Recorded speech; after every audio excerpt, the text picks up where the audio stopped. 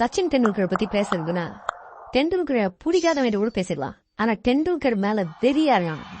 அவன்கிட்ட பேசுறது ரொம்ப கஷ்டம். அந்த மாதிரி ஒரு ஆளு தான் என் ஃப்ரெண்டு PK. அவன் பக்கத்துல போய் யாராவது சச்சின்னு சொன்னா போதும், சூர்யா சார் உரசாதீங்க ரேஞ்சுக்கு பாப்பான். அப்படியே இருந்தாலும் அவனை பொறுத்த வரைக்கும் சச்சினை புரியுதா இல்லையான்றத விட சச்சினை ஏன் புரியுதுன்றது ரொம்ப முக்கியம்.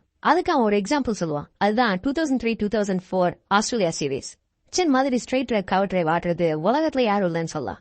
It comes very naturally to him. அதனாலேயே ஆஸ்திரேலியன்ஸ் அவனோட கவர் டிரைவை டார்கெட் பண்ணி அதுக்கு தகுந்த மாதிரி டாக்டிக்ஸை டெவலப் பண்ணாங்க. அண்ட் சச்சின் ஒரு 4-5 இன்னிங்ஸுக்கு பயங்கர கேவலமான ஸ்கோர்ஸுக்கு ஹி காட் அவுட். அதுக்கப்புறமா உட்காந்து பயங்கரமா அனலைஸ் பண்ணி ஹி ஃபிகர்ட் தட் இதுதான் பிரச்சனை. நம்மளோட நேச்சுரல் ஷாட்டை அவங்க டார்கெட் பண்றாங்க, அதை கண்ட்ரோல் பண்ணி நம்ம ஆடணும் அப்படின்னு டிசைட் பண்ணி ஆடின மேட்ச் தான் அந்த சிட்னி டெஸ்ட் மேட்ச்.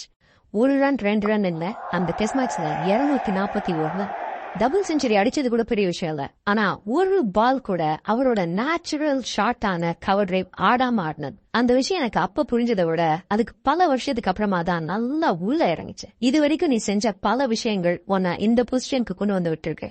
நீ அதையே திருப்பி கண்டினியூ பண்ணிட்டு இருந்தனா நீ இங்கே தான் இருப்ப. அது வேலையில மட்டும் இல்ல, I think relationship, sports, performance, anywhere நம்ம எவ்வளவு எஃபர்ட் போட்டோம் நம்ம எக்ஸ்பெக்ட் பண்ற ரிசல்ட் வரலனா நம்ம சொல்லிக்க வேண்டிய முதல் விஷயம், what got you here won't get you there.